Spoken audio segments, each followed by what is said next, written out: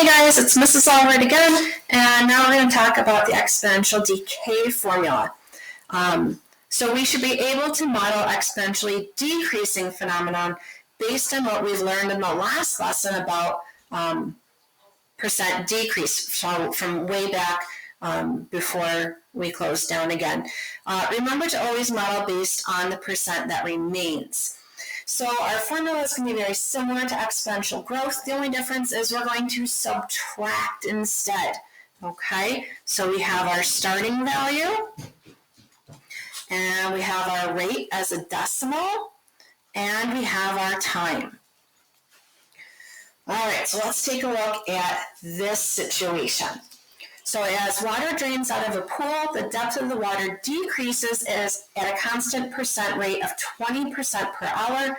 The depth of the water when the draining begins is at 12 feet. So first we're going to create our equation that gives the depth d of the water in time of t. All right, so depth equals, we're starting at 12 feet. Then 1 minus 20% as a decimal is 0.20. You can do 0.2, that's fine, and an exponent of t. So then what's the depth of the pool after 3 hours? We're just going to evaluate when t is 3. So 1 minus 0.20 raised to the 3. Now you can evaluate 1 minus 0.20 if you want, and that's 0.8. If you want to simplify things a little bit, but you don't have to. So we go through and we evaluate it. 1 minus 0.20 raised to the 3.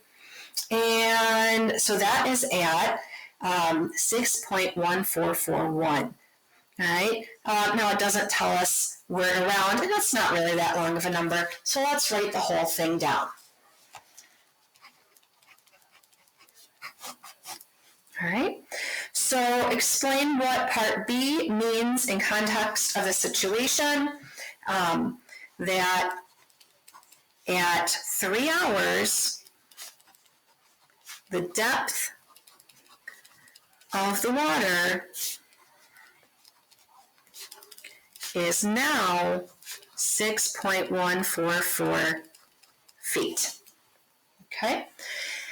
It's safe to cover the pool after it reaches a depth of 1 foot or less. What is the minimum number of hole hours that we should wait to cover the pool? So this is when we go back into our y equals on our calculator.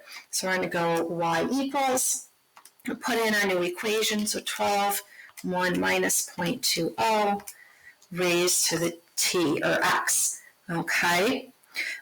So then we're going to go into our table, and we want to see when we get to 1 foot. Now we had already moved our calculator around before, so at 1 foot, so we're at 1.03, at 11 hours, at 12 hours, it finally goes down. So at the 12th hour, we are good to cover our pool. So number 4, he says, which of the following equations would model the exponential quantity that begins at a level of 16 and decreases at a constant rate of 8% per hour? All right, well, we can automatically cross off number 2 because that's not in our exponential form, right? Because there's that plus sign there.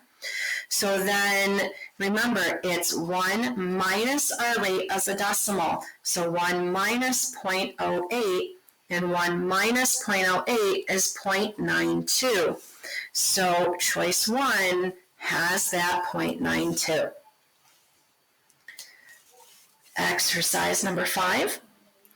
If $350 is placed in a savings account that earns 3.5% interest applied once a year, how much would the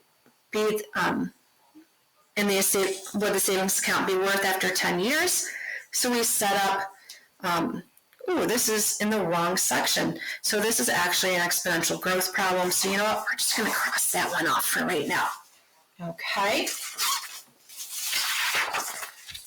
So let's head over to here. We saw this graph before the school closure. I said not to worry about it, so we're going to talk about it right now.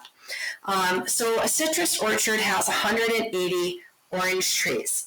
Each month after the attack, the number of living trees decreases by 1/3. Okay, if X represents the time in months and Y represents the number of living trees, which graph best represents the situation over 5 months? Well, let's set up our equation, all right, and that's going to be Y equals 180, 1 minus 1/3 raised to the X. So you could graph it and see what it looks like, or you can think, well, 180 divided by 3 is 60. So after the first time, there's only going to be, we're going to subtract off 60 of them. So 180 minus 60 is going to be 120. Okay, so 180 goes to 120. So then we got to do 120 divided by 3, which is 40. So we're going to take 40 off of there, which is going to bring us to 80. All right, so obviously we need an exponential curve. It's not going to be 1, it's not going to be 4 because they're linear. So we're down to choices 2 and 3. So which one is it going to be? Well, they both start at 180, so then we need to go to 120. Well, if this is 100, 120 has got to be above. This one is down below, so it's going to be choice 2. Another way to think about it is using the calculator. So we could go to our calculator, put in our equation, so 180, then in parentheses, 1 minus 1/3 raised to the X. And we can hit graph. And of course, my graph is messed up for doing whatever I was doing beforehand. So zoom.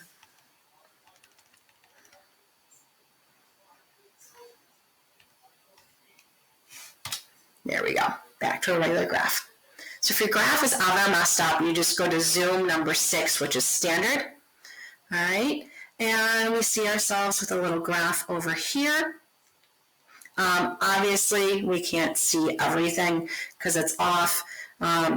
So then we can go into our table and get some values, and we want these ones here. So there's our 180, 120, 80, and if we kept going, we'd see those other values. So you could check them that way as well. All right, so then looking at our equations and pulling out our information, so our initial value, again, is really easy to notice. It's that first number, which is going to be 55. Our rate of decay, I did fix this on the copies that I provided for you. I just printed it off before and I realized that I made that mistake. So our rate of decay is this value being subtracted here. All right, so it's going to be that 0.02, which we have to move our decimal 2 times. So it's going to be 2%. But what happens down here in the next one? So our initial value is at 5,575, but what about that rate of decay? This is the catch, okay? So to find that rate of decay, we have to do 1 minus the 0.65, and that will give us our rate of decay. So 1 minus 0.65 is 0.35. So we move our decimal, and it's going to be 35%. Okay, so if you guys have questions on the exponential growth and decay, please hop onto the Google Meet during office hours, whether it's with me or Mr. Freilich, and let us know if you have any questions and what we can do to help you, okay? So I look forward to talking with you guys and seeing how you're doing and what you're up to and helping you out with what you need, okay? So I look forward to talking to you soon. Bye, guys.